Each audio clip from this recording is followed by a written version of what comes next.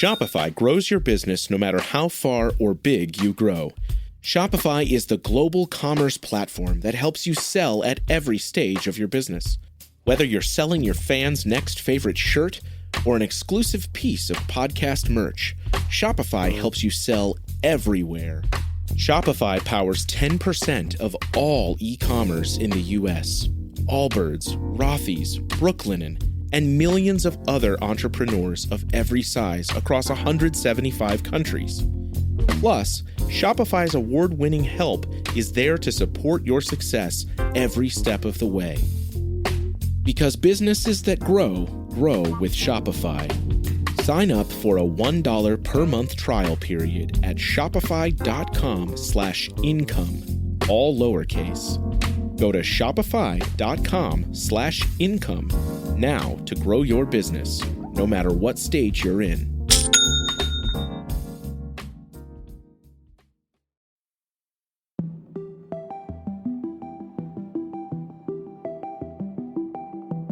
When 17-year-old track athlete Emily Cole went to bed early in her hotel room the night before an important meet, she wasn't thinking that she might not wake up again. She wasn't feeling well, but she had no idea how dangerously close to death she actually was. Had her coach not checked in on her that night and tried to wake her, there's no question she would not be alive today.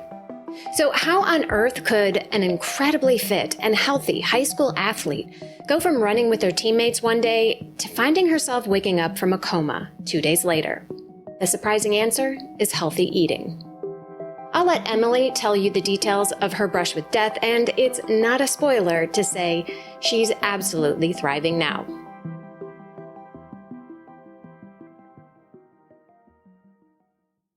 Emily is not only excelling on the track at D1 Duke University, but she's building a successful career as a student athlete.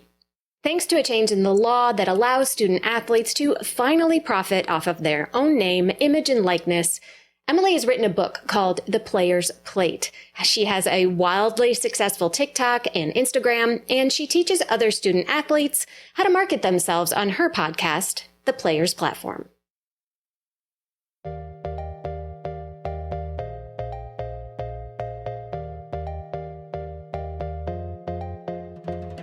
Welcome to The Planted Runner. I'm Coach Claire Bartholic, and my mission is to help you improve your running, your mindset, and your life with science-backed training and plant-based nutrition.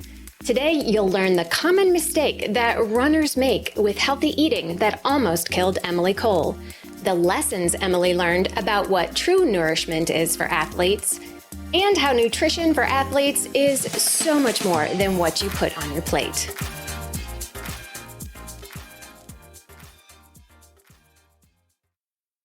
Don't forget to stay tuned all the way to the end of the episode for another Mental Strength Minute.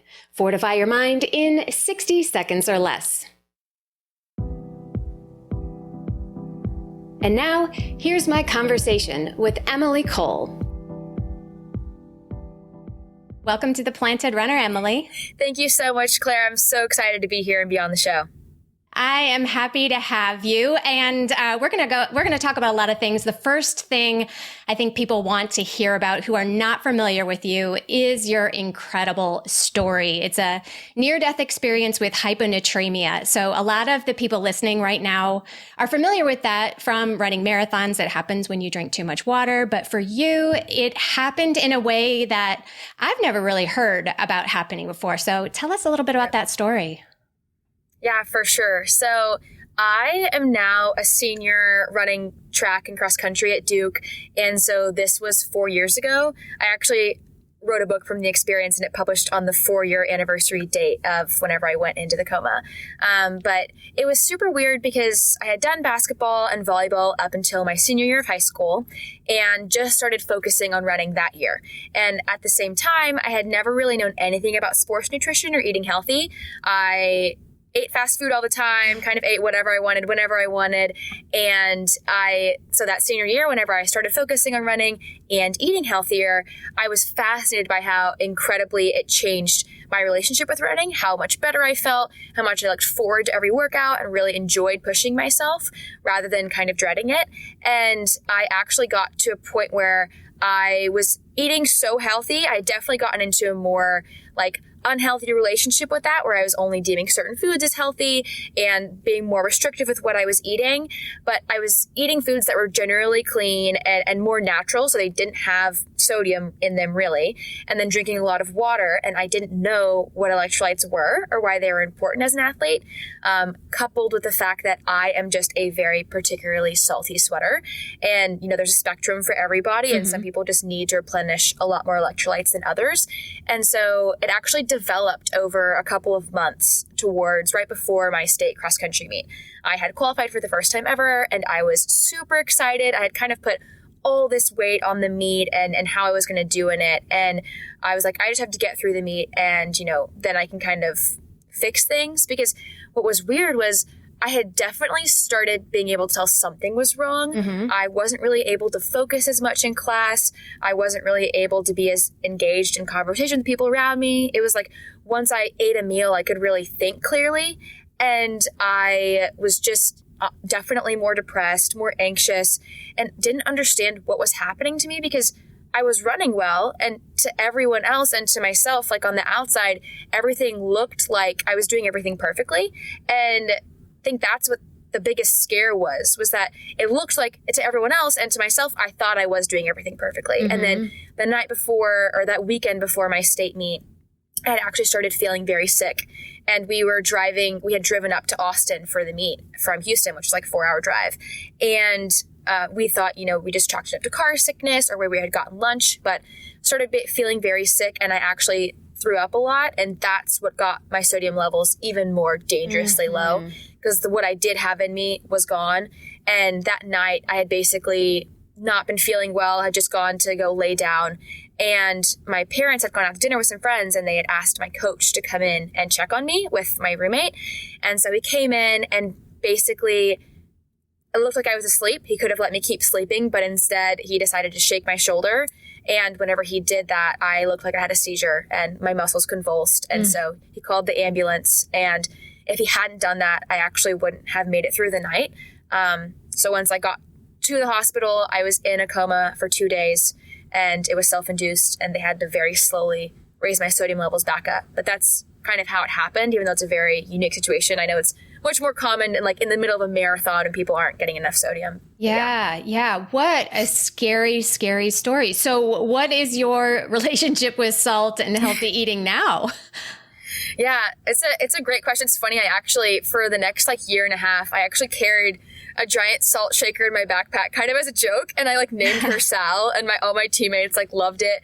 But I make sure to salt all my foods now. And I've actually since realized that I also have celiac, which for those who don't know, basically means I have an autoimmune reaction to whenever I eat gluten. So that also makes it harder to get enough sodium, but I just make sure that I get a lot of electrolytes, and mainly it's with my fluids. And I found Element, which has been extremely life-changing for me because it's got 1,000 milligrams of sodium in it. So that's definitely been something that I've really started incorporating more into my daily routine. Yeah, I know Element well. So we're going to go into a lot of the topics that you brought up in your new book, The Player's Plate. It's a great read. But before I get into it, I really want to talk about behind the scenes. So there used to be a rule where college athletes could not make money. And now you can. So was that any influence on this book, your decision to write it, or how has that affected you? Yeah, so the name, image, and likeness laws changing has absolutely changed my life. I would not be able to have anywhere near the platform that I have right now if not for that, and been able to work with the incredible companies that I have without those laws changing. And what's crazy is I started writing the book before I knew that those laws were going to change. And so I initially thought I would not be able to include any of my experiences as a Duke athlete and really have to tread that line very carefully, talking about me being a D1 athlete and making it a very separate entity, not really being able to promote it on my pages.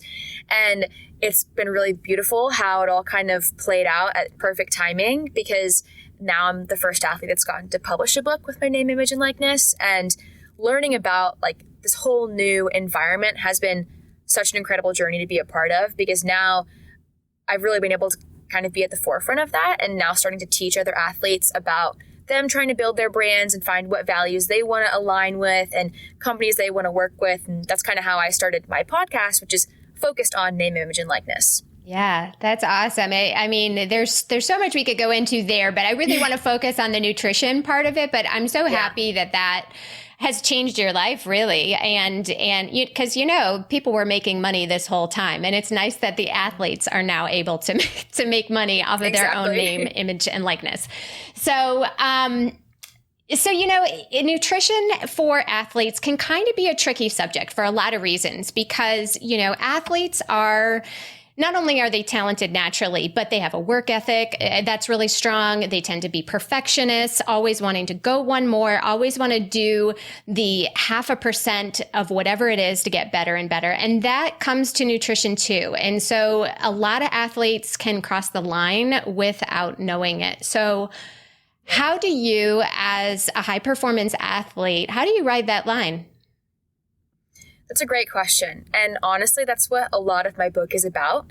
I've had my own personal experiences with trying to find that line, but, I think the process of writing the book was so cool for me to be able to learn too, because I interviewed a bunch of elite athletes and registered dietitians and kind of was able to teach these core concepts through their story. So for example, one of the athletes was Jesse Thomas, and he talks about in college having, more restrictive eating behaviors and really dealing with being more perfectionism around what you're eating and fueling, and then even like the team dynamic of how you're influencing people around you with your words and your actions around food.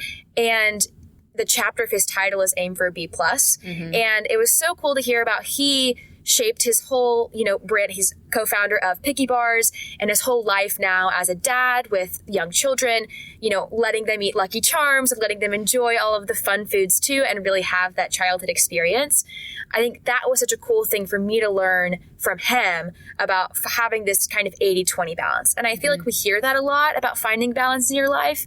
But for me in particular, finding that, it was a big shift in once I got to college. I think I'm extremely grateful for the girls on my team and the people that I'm around on the day to day, just because they have such a good relationship with food and we are able to have open and honest conversations about it. And obviously no one's perfect. I'm not perfect. Every single day it's trying to find a new balance and figure out how, what works best for me.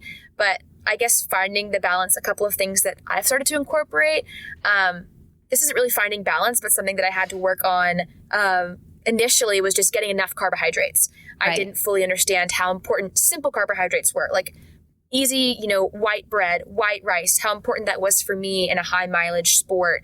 And just like, that's not even finding balance. That's just getting what you need and fuel wise. And then, towing the line of also letting yourself have these experiences with your team. Another person that I interviewed was Alan Lim, and he is an incredible person who's helped a lot of high performance athletes that have gotten to that point trying to toe that dangerous line. And he's actually written a few cookbooks, and one of them is about the importance of eating with your teammates. Mm-hmm. And so I have a whole chapter about the importance of eating with other people and how incredible that is for your mental health, which obviously then has an impact on your performance. And so that's something I've really embodied, trying to find this balance as I've gotten older and more, aware about these different tendencies that we can get into in high performing sports like cross country, making sure that I go to the team dinner, making sure that I go to the team ice cream, and really taking part of these experiences with my teammates I'm going to be out there competing with and enjoying foods that make me happy at the same time. Yeah. Yeah. I loved the part of the book with Jesse Thomas who talked about aiming for B+, which that's a tough concept for people who are always looking for A+. They're not aiming for B+, but you need to do that not just in what you eat, you need to do that in training too. If you're always trying to knock it out of the park every single time, that's a recipe for burnout, injury, all of that. So it's great that it works with your nutrition too. Mm-hmm. Yeah, I'm going to be talking to his wife soon. I'm super excited about that. So oh my gosh, that's so exciting. I know. That's a little scoop. Anyway. I love it. Yes. No, yeah, but it's so true. It like applies to every other aspect of your life as well. And I think that's another reason why I called the book The Player's Plate, because of the saying, like not having too much on your plate. As athletes, our relationship with food and sports nutrition is so much more than what is physically on our plates. It's also about the societal and psychological pressures that come along with what we think we should be eating and what the people around us are eating, and all of the thoughts that we have around food as well, and how we feel in our uniform and our body image and confidence. So that, I think that the title really helps embody that, connection to that. Aiming for a B+ applies to all the different categories of our lives as athletes. Yeah. And I would love to ask you about that as a college athlete, about body image, because especially in a sport where, you're running in a bikini, basically, everybody is looking at your body. Everybody still has that mentality that lighter is faster. And we know that's not always true, but that's still a mentality that's out there. So, are girls today, I should say women, are women today still under that kind of pressure in college sports to look a certain way? It's a great question. And I feel like there is always going to be some level or degree of, younger girls having different thoughts around that. But I'm so incredibly grateful for the great role models in professional athletes that we have today. Like Elise Kopecky, like Shalane Flanagan, like Elise Cranny, talking about the importance of feeling your body and, reds and amenorrhea, and making sure that you are feeling yourself enough and not totally buying into the whole lighter is faster, I need to be eating less and controlling more mentality. And I can definitely tell how that's made a huge difference in the conversations that we have around food and the culture in college athletics. I feel like it's definitely gotten a ton better. We still obviously have a lot of room to grow. I think there will always be room to grow.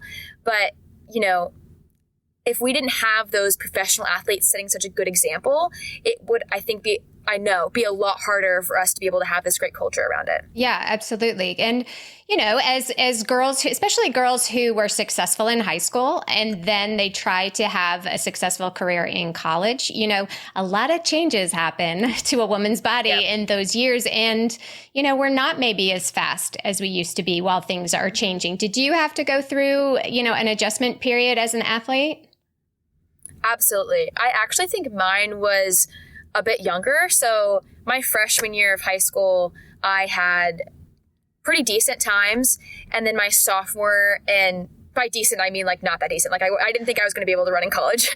And then sophomore and junior year, my times were a lot slower, but I'm very grateful. I had a very unique path in that I was focused on volleyball and basketball. So I wasn't really as worried about it. I didn't have all of my self-worth in running. And I'm extremely grateful for that, because I didn't really think anything of it. I was just like, well, my body is powering me through and helping me be successful in these other sports right now.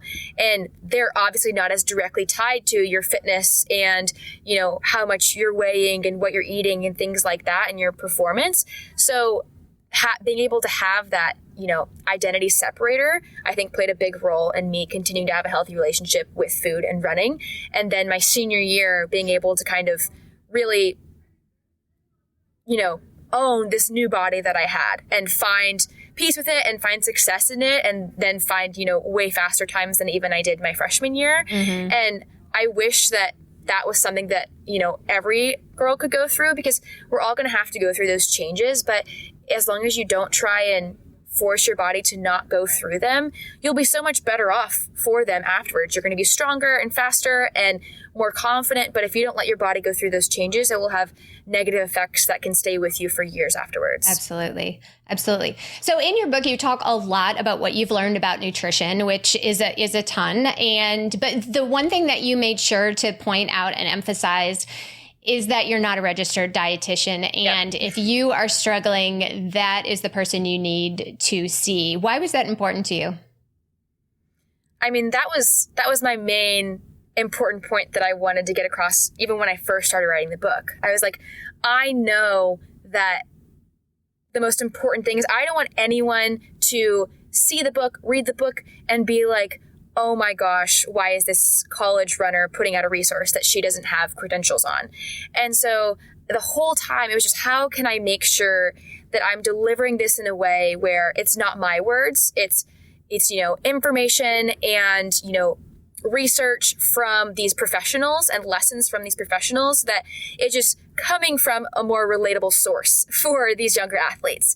And so I was able to put in some of my experiences, which are obviously, my own words, my own experiences, but then have a bunch of research and stories coming from these credentialed registered dietitians. And obviously I made the first chapter about the importance of this title, what it means, because I think that a lot of athletes don't understand that importance of a registered dietitian or understand the difference between that and nutritionist. Right. And that was the biggest thing. I was like, the most important lesson that I can get across is to, if they read one chapter, I want it to be that one, to know who to reach out to and who to believe, because there are so many people on social media saying that, giving recommendations on food and advice, and a lot of them are not healthy and not helping and don't have the credentials behind their name. So it was really important for me to make that the first lesson and really convey that, I was just being the messenger between these two sources, and teach athletes how to get in contact with registered dietitians. So a couple of the recommendations that I gave were obviously finding some that have worked with athletes similar to yourself, whether that's athletes that have played in the same sport or athletes that are similar to your age, or, also collegiate athletes. And then also, if you aren't in the position where you can pay to work with a registered dietitian, so many of them have incredible resources on their social media accounts. And if they've done the hours and the time to earn that title, they will make it very clear that they are a registered dietitian on, their bio and their description. So really putting out that resource and making sure that the next generation of athletes knows where they can learn how to maximize their nutrition was just really important to me. Yeah. And the other reason to work with somebody, if you are struggling, is that there's not a one size fits all approach, Exactly. You're not going to eat the same thing as your teammate necessarily. Exactly. Right. Right. So how did the diagnosis of your celiac disease, how did that affect you? Yeah, so actually last cross country season, I've dealt with amenorrhea for several years, and I was so confused by it because I've had, several check-ins with a nutritionist, making sure that I'm fueling enough. I'm the most diligent out of anyone on the team, making sure that I eat enough throughout the day, have my snack within 60 minutes after working out. And I felt like I was just doing everything right. And I still was having that clear sign from my body that something was wrong. And I knew, obviously, that it was something that I needed to pay attention to. And I had so many meetings with professionals trying to figure out what it was, and couldn't really figure it out. And then last cross country season, it was actually pretty exacerbated because I was training very well. Like, I felt the fittest I'd ever felt in my life.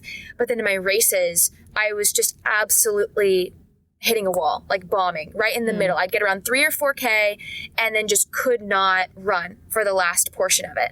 And it was not mental at all. It was very physical. I was like, I just got to a point where I felt like I almost lost consciousness. And I was just trying to stand up for the rest of the race. And, my parents now are like, Emily, I wish you would have just stepped off the course and not pushed your heart to those extremes. But I'm definitely someone who was kind of raised to never quit. And so I finished every single race, for better or for worse. But after I finished regionals, it was a pretty traumatic experience. I'd gotten around 4K, was in a great spot. And then the last K, I remember it just taking everything within me to be able to stand for the last K. And I finished almost at the very back of the competition. And I was like, something is wrong. So I got back to campus and went straight to my team doctors. I was like, can we please do all the tests? Can we please figure out what is going on? Because clearly my body is giving me these signs. And it wasn't happening in training, just in races. Exactly. So the kicker is, what we figured out was I generally was eating a pretty gluten-free diet, just because of the things I was cooking and, my preferences with what I was eating. But then right before races, I would carb load, and we'd have a big bowl of pasta as a team the night before. And I'd be kind of carb loading with a lot of foods that had gluten in them those days leading up and that morning of the race, even though I wasn't doing that the rest of the week. And so that's why it was so contrasted. And, for those who don't fully know, celiac is an autoimmune disease. So whenever you eat the gluten, it causes your body to attack the villi on the inner lining of your stomach. So you can't absorb nutrients, and it's super inflammatory. And so my body was kind of going through chaotic mess whenever I stepped on the line, even though I thought I had been preparing myself well. And my doctor had been kind of leaning towards getting it checked for a while. But then once I got that checked, everything started to click. They had to do an upper endoscopy. So I went under, and that whole experience was also scary. But thankfully, it came back positive, and I was able to have this change and really be able to understand what was best for me. And what was beautiful was I didn't know this for the whole process of writing the book. And so I was kind of having this imposter syndrome of I'm doing everything right, but I'm still not able to see kind of the benefit that I know I should be able to from eating healthy. And so once I figured this out last track season, I was able to have a breakout season and, run all of the times I had dreamed of running in the steeplechase and really be able to see the work that I'd put into this nutrition journey come to fruition. And it was cool because I was actually writing the conclusion and doing my final edits on the book at the time. So I got to talk about that kind of full circle moment and the importance of keeping an open mind and always continuing to learn with your nutrition journey in my conclusion. Sports stars. They're like superheroes. But they're actually real. Which is why we've made a podcast about them. You see, they've all got a story. But too many of these stories were cut short. Kobe Bryant, Payne Stewart, Flojo, Phil Hughes, Justin Fashanu. We're writing episodes about all of them. And sadly, many more. Death of a Sports Star, a new series from Crowd Network.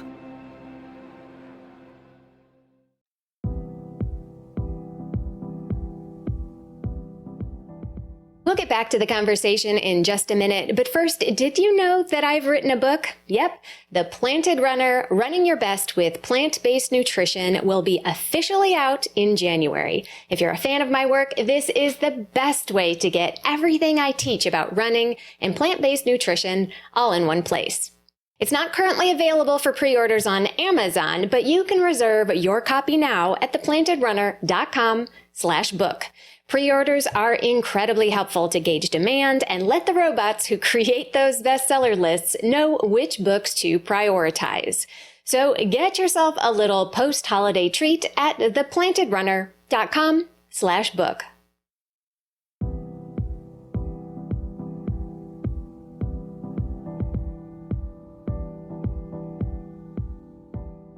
That's awesome. That's awesome. And now you are the picture of health. You have your period, right?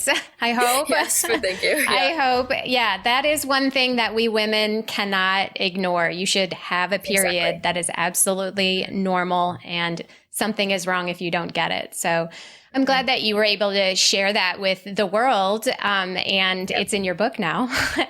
Yeah. Yeah. So what do you consider healthy eating now? I mean, you do want to eat healthy. We all want to eat healthy. So what does that look like? For me, I just really try to make sure that I'm getting, a good balance of the different macronutrients throughout the day. And especially with my increased loads and not being able to eat gluten, something I focus on is making sure that I'm getting enough carbs throughout the day. But finding that balance and eating healthy, I think it's a great balance of that. And then also having foods that I enjoy and treating myself. And so I'll especially, whenever my team is going out, I mentioned this earlier, but whenever my team is going out to have a dessert or going out to eat, being a part of that. And it's funny you bring that up because I was just having we're kind of having a team conversation around food earlier. And that was something that was brought up was choosing the healthier option over something else. And understanding that it's still totally okay to want to have, a healthier option for a meal and want to give yourself that great fuel. It's just as long as you're choosing that because it's what you want and something that, is still adding, something you're really going to enjoy rather than ignoring something that you want or you're craving because you should be eating something else. And also putting foods into certain categories of like, oh, well, this is healthy and this isn't healthy. Like putting buckets like that is not okay. And so really just making sure that you're viewing food as food and understanding that certain foods can help you more at different times. And that's been something that I feel like has really benefited me in finding that balance for myself. Yeah, absolutely. So for some people, they are really helped by tracking their food. If they don't know what they're doing and, maybe even they're working with a registered dietitian and they start tracking their food. Just like we have a watch on our wrist that tracks every step we run, a lot of people find that tracking their food is really helpful. I would love for you to kind of go through the pros and cons of that. Yeah, so I love that you bring that up because I actually have a chapter on macros where I interview Peyton Chadwick, who is an athlete who's sponsored by Macro Stacks. And I actually first started learning about nutrition, like learning how to track my macros in high school.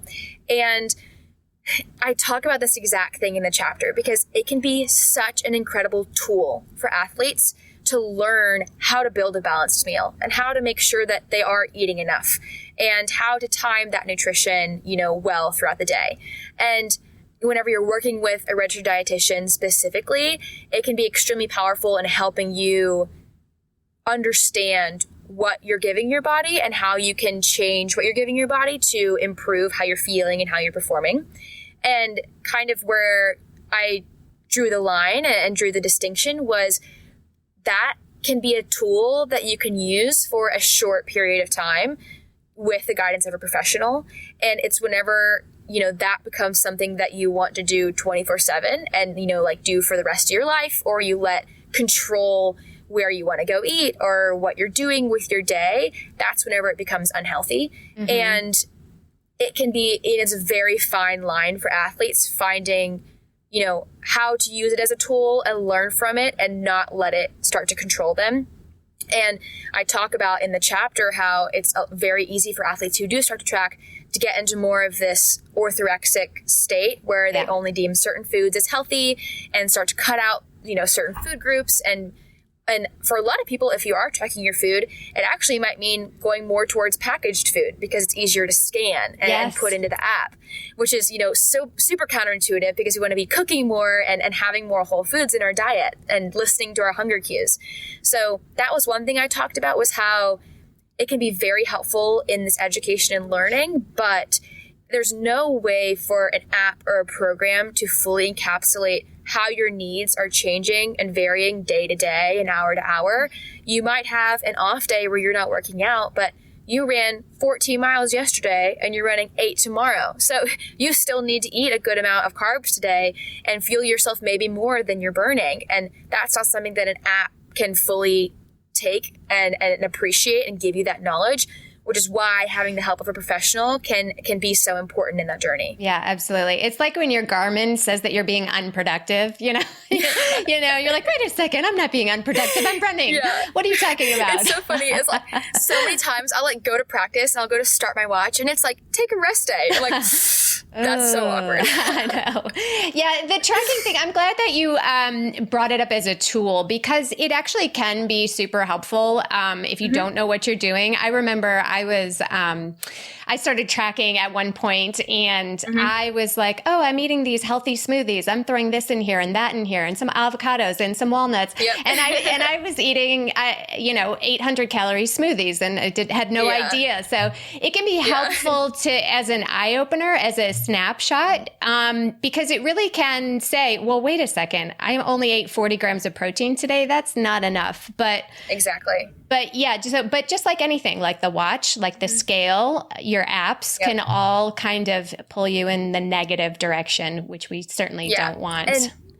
And finding that balance for yourself is going to look different for everyone, which is why, it's important to involve other people on that journey with you so that you aren't just letting yourself kind of, get too obsessed with it or get too wrapped up in it on your own. And to your point, whenever I started tracking, that was like the best I had felt my entire life. I was like, wow, it's incredible the power that having the right nutrients at the right time can have in making you feel and helping you recover and helping you perform better. And so for athletes, being able to know that that is a tool that they can take advantage of, but then also be educated on the dangers and the importance that they respect that it can become something that is unhealthy is super important for them to understand at the very beginning before they get started with it. Mm-hmm. Yeah. And I want to go back to what you said about eating with others. It's, a lot of times, especially, when life is busy, you just grab something, or you are on a run by yourself, so you're going to eat by yourself, or all of this stuff. We kind of normalize that, especially runners who tend to be type A. They tend to be kind of introverted sometimes, Exactly. And I don't think we talk about that. I don't think we talk about eating with others all the time. I mean, we talk about how running with others can be helpful for performance. You're going to get the best out of yourself in a race. You're not going to get the best out of yourself running on the track by yourself. Something about the power of being with others, but we don't talk about how eating with others makes a difference. So like how has that made a difference for you? Gosh, this is one of my favorite topics to talk about because I just think it's so, like you mentioned, it's so not acknowledged and people don't fully realize how prevalent it is in a lot of sports, but mainly endurance sports. When you get to that higher level and the high performing level, it's so easy for these elite athletes to feel like they need to be at home cooking, getting the perfect ratio of macronutrients, getting exactly what they need, the perfect recovery meal at the perfect time, and really just getting way too controlling with what they're eating and when they're eating. And it's a very common story for athletes in this position to get into that more isolated position where they are eating alone. And it's been shown time and time again to really have a negative impact on their health and cause athletes to become depressed and lonely. And one of the important topics that, Alan brings up and I talk about in that chapter is, I named it social sugar, because it's like you're getting this energy from the people around you. And what's incredible is there's no way to quantify the incredible impact eating with others can have on your performance, but it's great that we're having such increased awareness and conversation around mental health in athletes right now. Yes. And there is nothing more human than eating a meal with someone else. And especially whenever you're on a team where you're competing with each other or for each other. That's why I really tried to make sure that the book wasn't just geared toward runners, and it was geared toward all athletes of all sports. And like this particular topic, if you're going out there and competing with each other, this bonding experience of y'all eating together can help you compete for and with each other better on the court or on the field, and really be able to compete for each other rather than, thinking it's all about yourself. And that's such an underrated aspect and, asset that we can have as athletes, is that bond with the people around us and really feeling known and loved by the people around us, and being able to share that intimate experience of eating with someone else is so important, especially for these athletes who are spending a lot of their day alone already.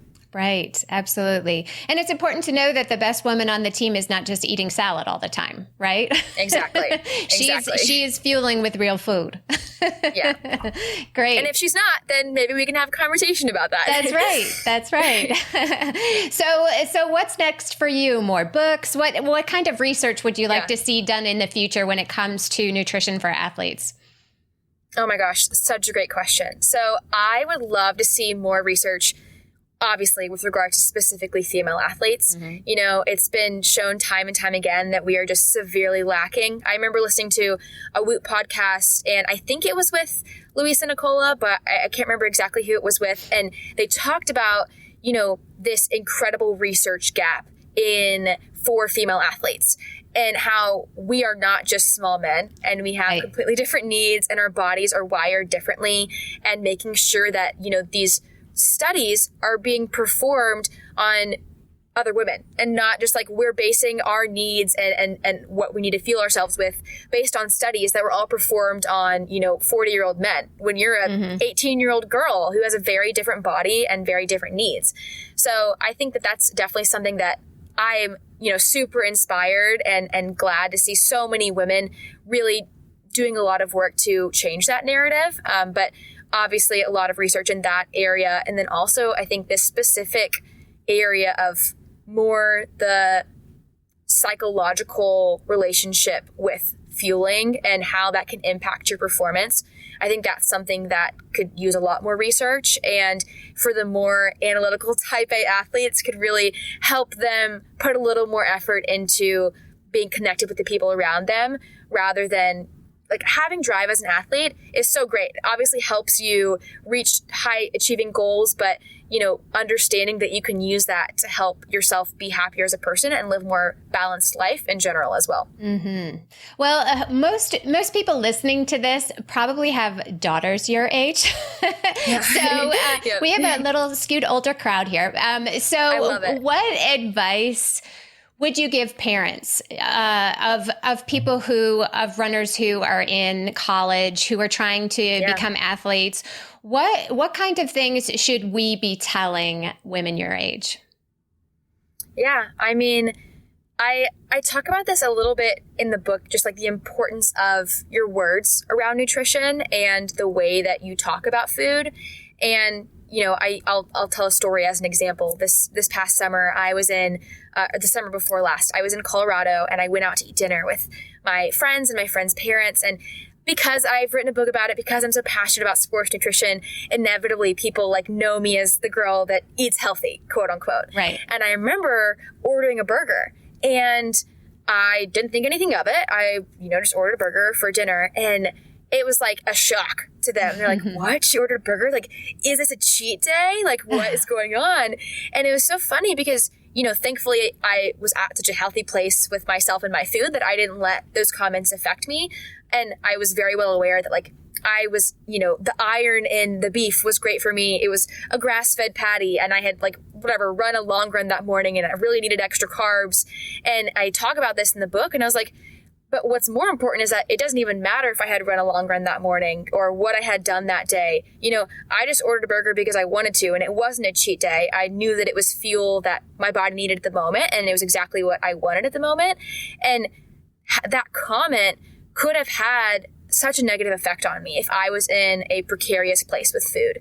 So I guess the main thing, the main recommendation I would give is just, don't try and tell them what to do. Really listen to what their needs are and what they want. And if you do think that they might be struggling, don't be afraid to talk to them about it. A lot of times it can be hard for people to bring that up themselves, and they don't want to burden anyone else with it, or even if they don't want to talk about it. But even just pointing them out to maybe an older role model like Elise Cranny, or someone that really has put out a lot of good content and resources about their own journey with nutrition.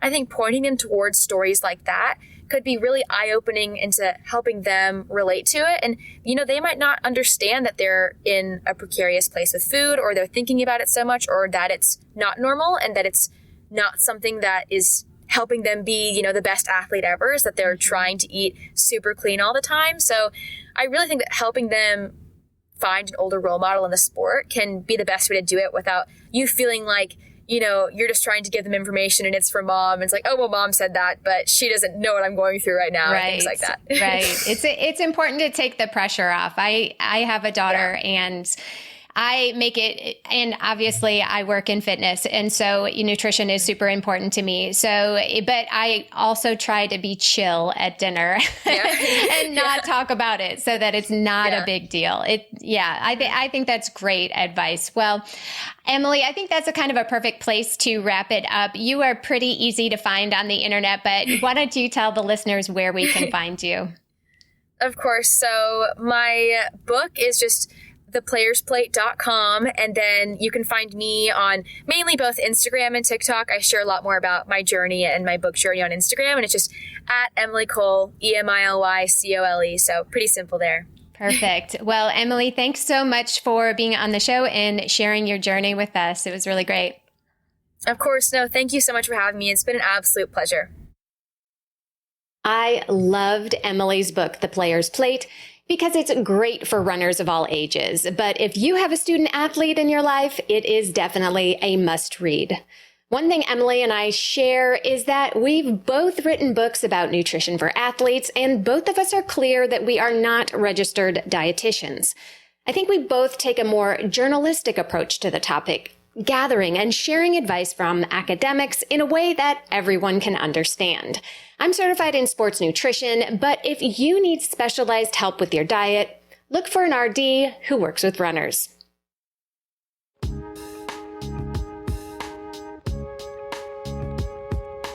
And now it's time for the Mental Strength Minute. Fortify your mind in 60 seconds or less.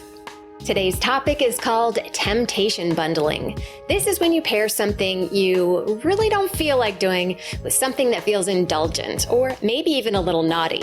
But the key is that you can only do that specific indulgent thing when it's paired with the activity that you don't want to do. For example, if you're trying to motivate yourself to run on the treadmill, pair it with a trashy reality show or a naughty podcast that you can only enjoy on the mill. Instead of dreading your workout, you'll learn to look forward to it. This tip also works well in the kitchen if you're trying to get inspired to cook more meals at home. Pop in some headphones, listen to something fun, and create something delicious. I want to thank everyone who has subscribed and left a nice comment on YouTube. I'm creating free custom training plans for 5 lucky subscribers that were chosen randomly last month. Want to find out if it's you? Check your YouTube comment on The Planted Runner to see if you've won. If you didn't win this time, I'll do another contest soon. But if you need a training plan right now, head over to theplantedrunner.com/plans to get yours before prices go up at the end of the year. That is theplantedrunner.com/plans. Thank you so much for listening to the Planted Runner podcast or watching it on YouTube. The ability for me to make this show absolutely depends on the amount of listens, downloads, reviews on Apple Podcasts, and ratings on Spotify. So if you have already reviewed, thank you. If not, please take a moment after your run today to give it 5 stars. Have a great run today.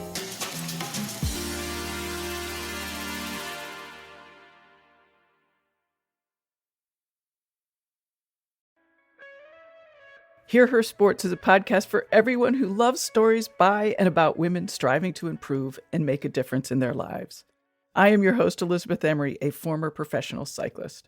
In every episode, I introduce a female athlete or woman in the business of sport through a thoughtful conversation about who they are and the terrific work they're doing. My guests and I explore the glorious and frustrating issues in sports, history, equity, training, nutrition, and so much more. Join us for inspiration, for community, and for love of being a strong, athletic woman.